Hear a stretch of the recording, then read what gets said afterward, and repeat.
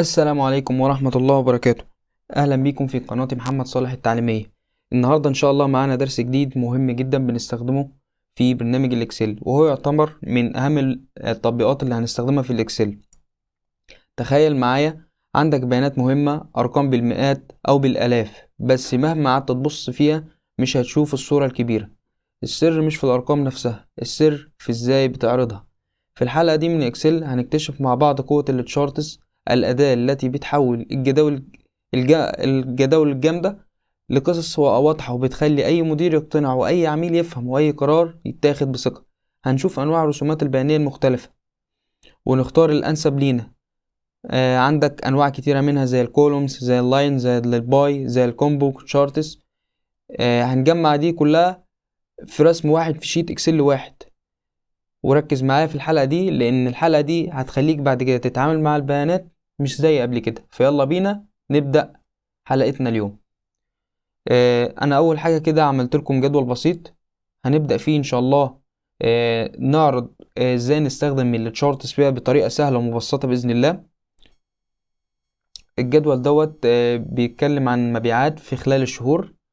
عندي فيه المبيعات الإجمالية، وعندي الخصومات والمرتجعات. صافي المبيعات دوت اللي هو بيساوي هنا بيساوي عندي المبيعات الإجمالية ناقص الخصومات ناقص المرتجعات.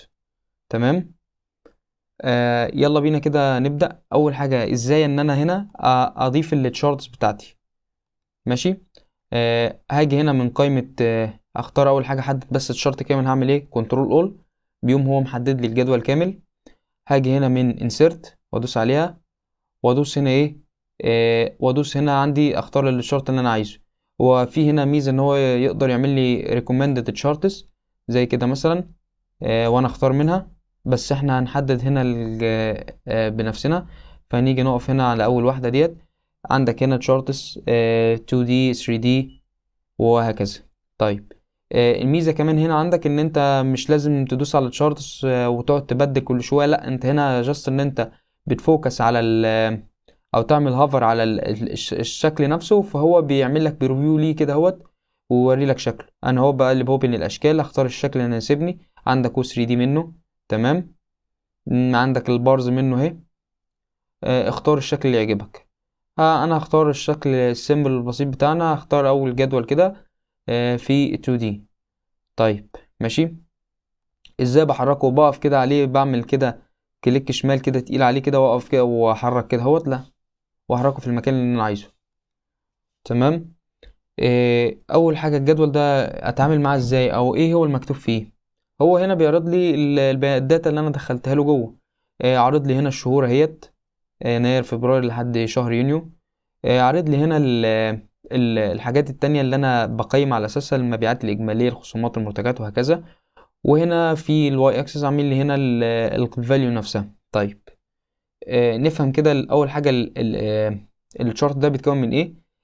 هاجي هنا اقف على علامه الزائد دي وادوس عليها كده. هلاقي هنا ده بيعرض لي الاليمنتس اللي بتكون منها الشارت عندي. اول حاجه عندي الاكسس، والاكسس ديت اللي هو اكس وواي. عندي اول حاجه البرايمري هوريزونتال دوت بيتكلم عن الاكس اكسس. لو انا شلت علامه الصح دي من عليه هلاقي كده هو اوتوماتيك شال لي الاكس اكسس. طيب ضفته تاني هحطها. طيب البرايمري فيرتيكال دوت بيشيل الواي اكسس. لو انا عملته كده هتلاقيه شال الايه، القيم اللي هو كان بيقيم على اساسها. فكده نرجعها تاني زي ما كانت. ماشي. حبيت برضه اشيل الاكسس خالص اهي. هو الفكرة عندي ان انا هنا الاكسس بيبقى فيها جوه حاجات نفسها ممكن احددها. بدل ما الغي الاكسس كامل، لا، انا مثلا في جزء من جوه انا عايز اشيله فبشيله زي ما انا عايز. عندي الاكسس تايتل، وده اللي هو عنوان العنوان نفسه. عنوان الاكس والواي. انا زي ما انا حابب مثلا، يعني انا مثلا هنا مثلا انا هكتب مثلا هنا. اجي كده مثلا ادوس كده كليكين، واقول مثلا انا عايز مثلا ايه، فاليو. ماشي، فاليو اكس مثلا. ادي فاليو بتاعت مين؟ بتاعت اكس. شيل ده كده وادوس انتر. طيب واجي هنا مثلا واقول له مثلا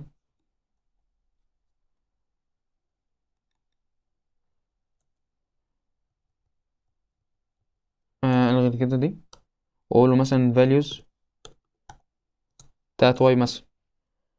واعدل عليها زي ما انا حابب، يعني اضيف لها الالوان. يعني مثلا انا هنا دوت آه ممكن هو عادي خالص ان انا مثلا اخد فيها، اقدر احركها في المكان اللي انا احبه. تمام. واقدر كمان يعني مثلا انا عايز هنا بولد، وعايز مثلا اديها لون معين مثلا مناسب ليا، هكذا مثلا لون تقيل زي كده، مفيش مشكلة، واحدد عادي زي ما انا حابب. نرجع تاني لمرجوعنا. فده عندي كان التشارت تايتل. نفرق بين التشارت تايتل والاكسس تايتل. الاكسس دوت الاكس والواي اللي احنا اتكلمنا عليهم، اما التشارت تايتل فهو السيلز اللي انا عامله ده. لو انا دوست كده عليه، شلت علامة الصح من عليه يشيله. طب رجعها تاني، طبعا بقى ايه اختفت، بقى نكتبها من جديد تاني. ماشي. الداتا ليبلز ده اللي بيعرض الفاليوز عندك اللي هي بتاعه الواي. لان الواي عندي هنا هو ايه، يعني هو حاطط هنا قيم متوسطه، يعني مش حاطط لك القيمه بالظبط، ده قيم انت بتتحرك ما بينها. فالداتا ليبلز لا، هي بتديك القيمه الاكيوريت بتاعتك ان هي قيمه كذا. تمام. طيب مش هنفعلها. الداتا ليبل ده بيعرض لك جدول تاني بسيط كده جوه التشارت نفسه، بس هو يعني بيسحب المكان، يعني لو انت حابب تضيفه ضيفه براحتك. ماشي. عندي ايرور بارز، نسبة الخطأ. جريد لاينز دوت اللي هي الخطوط ديت. لو انت عايز تشيلها شيلها، عايز تحطها براحتك. برضو فيها يعني حاجات برضو جواها، فيها الهوريزونتال الافقي، ممكن تحط فيها برايمري ميجر فيرتيكال الحاجات العمودية. ماشي، انا هسيبها زي ما هي. عندي الليجند، والليجند دوت اللي هو صافي المبيعات والمرتجات والحاجات دي. لو شلتها هلاقيه شالها اهي، لو ضفتها تاني هلاقيه رجعها اهي تاني. ممكن احطها في المكان اللي انا احبه، يعني انا عايزها رايت، هنا على اليمين، توب، ليفت، بوتوم، زي ما تحب as you like. اوكي. طيب ترند لاينز. الترند لاين دوت ده بيتكلم عن ايه؟ الترند لاين دوت ده بيعرض لك كده هوت، يعني ايه، يوريك مثلا المبيعات دي مثلا حاجه بتزيد بتقل هكذا. يعني نشوف مثلا لو انا ادوس هنا علامه صح، هو انا مدين هنا كذا قيمه، مبيعات اجماليه وخصومات ومرتجعات وصافي المبيعات. هو بيقول لي هنا انت عايز مثلا الفانكشن اللي هتشتغل دي هتشتغل على اساس ايه، وليكن انا مثلا خليها تشتغل على صافي المبيعات، فادوس له اوكي. فالاقيه هنا، بص هنا كده عندي، الاقيه هنا المنحنى عامله لي ايه، عمال يزيد كده ايه وهو طالع لفوق.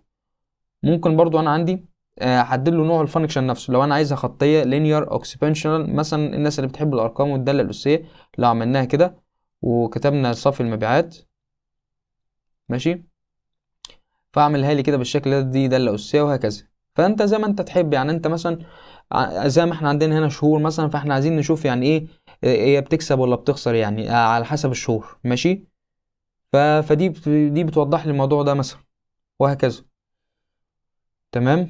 انا هشيلها مش محتاجها دلوقتي. طيب نيجي دلوقتي للفورمات بتاعه التيبل ده. وليكن مثلا انا في التيبل، انا بيعرض لي هنا، باجي هنا على اول ما بدوس على التيبل دوت، لو انا شلت كده هلاقي شيلها على طول الفورمات. لو دوست على التيبل الشارت تاني فلاقيه هنا عرض لي تشارت ديزاين اند فورمات. طيب في الشارت ديزاين دي كده لما ادوس عليها ممكن اغير شكل التيبل زي ما انا احب. انا جاست ان انا بعمل هوفر عليه، هو اوتوماتيك بيغير لي شكله. ماشي. فانت اختار زي انت ما تحب مثلا. مثلا عندك هو كمان، في كمان عندك كمان شوية حلوين اهو، فاختار زي ما انت عايز. ماشي. وليكن انا اخترت الشكل ده. ماشي. طيب تقدر كمان تعمل هنا حاجة اسمها switch row and column. ده بيبدل بين الاكس والواي. يعني انا لو دوست كده هتلاقي هنا بدل ايه بين صافي المبيعات والخصومات والحاجات ديت، بدلها بينها بين الشهور، ارجع تاني زي ما كانت. في عندك select data. select data يعني ايه؟ افتراضا مثلا انا مش عايز وليكن احط مثلا المبيعات الاجماليه، انا عايز الخصومات والمرتجعات والصافي بتاعي. فبدوس عليها كده، وباجي هنا اعمل اعاده تحديد من تاني، فبدوس هنا كده، ده واخد بالك. فانا مثلا لا، انا عايز مثلا دي كده المبيعات دي. تمام. اهي. وبدوس هنا على السهم ده كده، فهو بيضيف لي دي بس، واقول له اوكي. فليه هو ايه عمل لي هنا الايه ال- القيم التلاتة دي بس. ارجع تاني كنترول زد، فرجع لي زي ما انا كنت. ماشي. دي حاجة. ايه كمان عندي تشينج شارت. طيب مثلا انت وليكن انت مش عاجبك شكل الشارت ده، عايز تختار نوع تاني، فبنحدد هنا النوع اللي انت عايزه. انا وليكن عايزه مثلا، هاجي على ناحية الباي دي اللي هي شبه الفطيرة ديت، ومثلا انا عاجبني الشكل ده، احدد يعني انت عندك 3 رسومات 3 دي ايه، وهكذا، وانت تقلب ما بينهم. ماشي. فليكن مثلا اختار ده. حلو. وادوس اوكي. فهلاقيه اوتوماتيك غير لي الشكل اللي هو كان مديهوني. ماشي. طيب وليكن مثلا برضو هنا اقدر اغير في الشكل عادي زي ما انت عايز. خليه حلو، ده جميل.